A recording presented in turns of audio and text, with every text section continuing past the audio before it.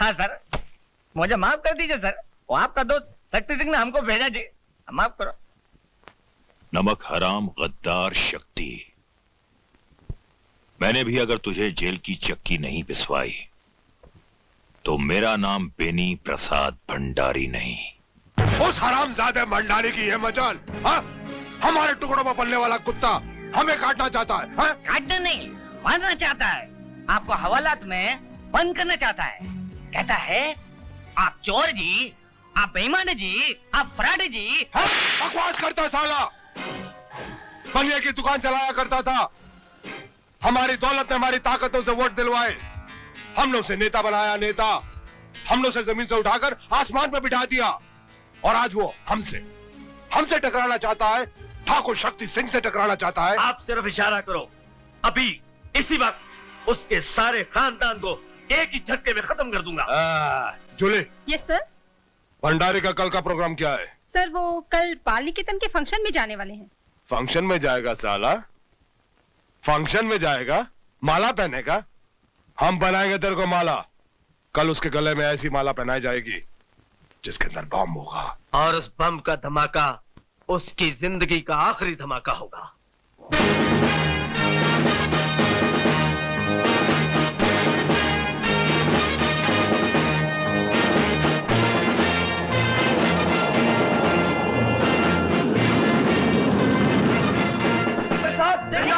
नेता बेनी प्रसाद, बेनी प्रसाद जी, बेनी प्रसाद जी, बेनी प्रसाद जी, नेता बेनी प्रसाद, नेता बेनी प्रसाद, नेता बेनी प्रसाद, बेनी प्रसाद जी, बेनी प्रसाद जी, बेनी प्रसाद जी, नेता बेनी प्रसाद, नेता बेनी प्रसाद, नेता बेनी प्रसाद, बेनी प्रसाद जी, बेनी प्रसाद जी, बेनी प्रसाद जी, नेता बेनी प्रसाद, नेता बेनी प्रसाद, नेता बेनी प्रसाद, बेनी प्रसाद जी, प्रसाद जी, नेता बेनी प्रसाद,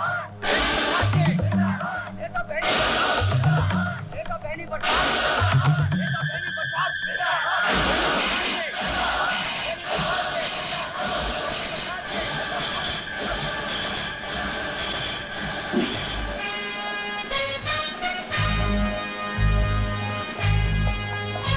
मिनिस्टर साहब रुक जाइए, रुक जाइए मिनिस्टर साहब, मिनिस्टर साहब।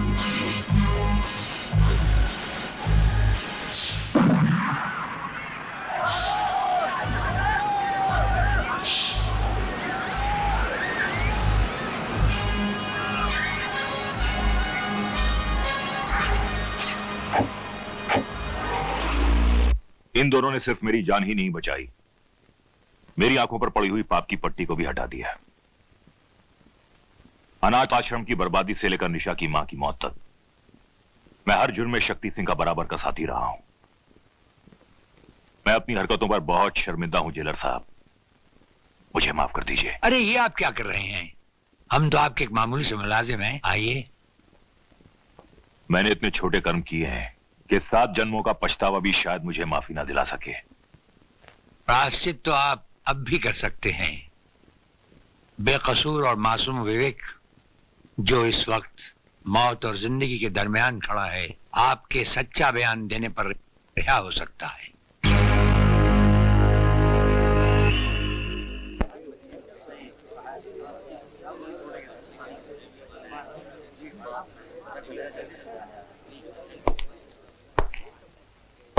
योर ऑनर, हमारी भेजी हुई अर्जी को आपने कबूल किया और हमें डिफेंस की तरफ से खड़े होने की एक स्पेशल इजाजत दी, उसके लिए अदालत का बहुत बहुत धन्यवाद। आप इस मुकदमे के बारे में जो कुछ कहना चाहते हैं उसे अदालत के सामने पेश कीजिए।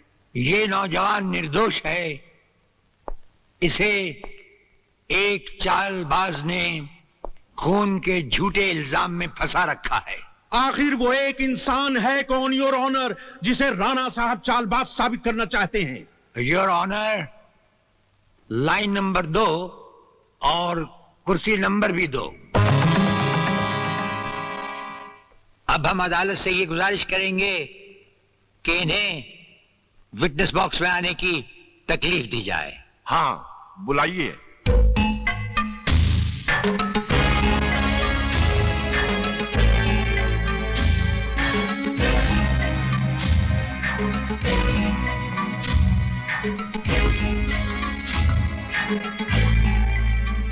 आप निशा को जानते हैं?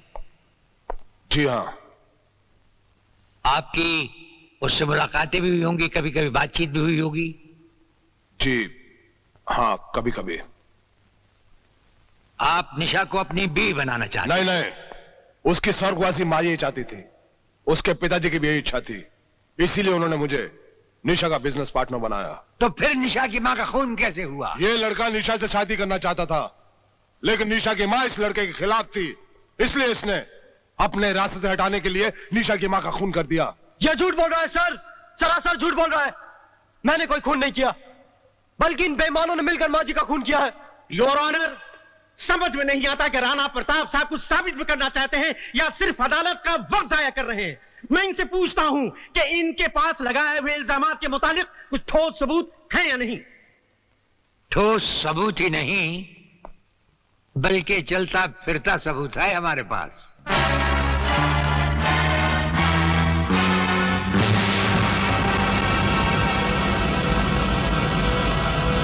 जेलर राणा प्रताप के बताए हुए सभी इल्जामात सच हैं, योर ऑनर। इन सब का जिम्मेदार है शक्ति सिंह।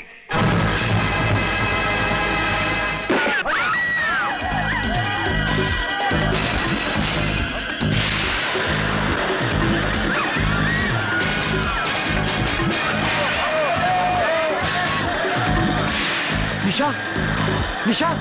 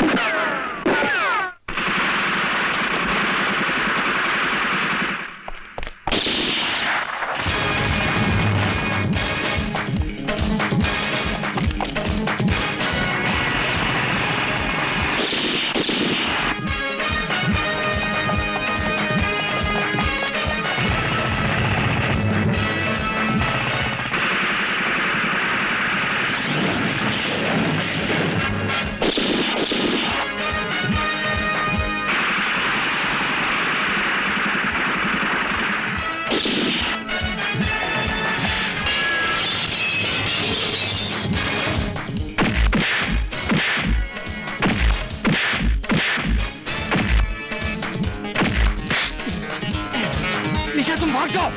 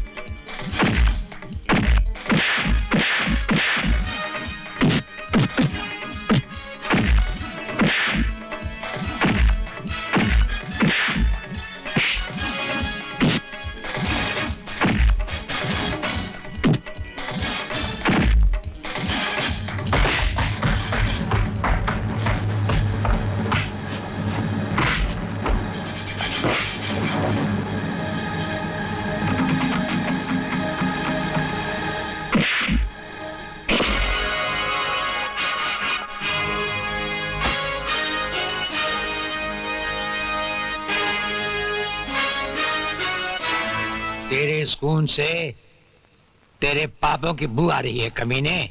और सुन, इस धरती पर पापी पैदा तो होते हैं, लेकिन उन पापियों का अंत करने वालों को ये धरती मां पहले ही जन्म दे चुकी होती है। Arrest him.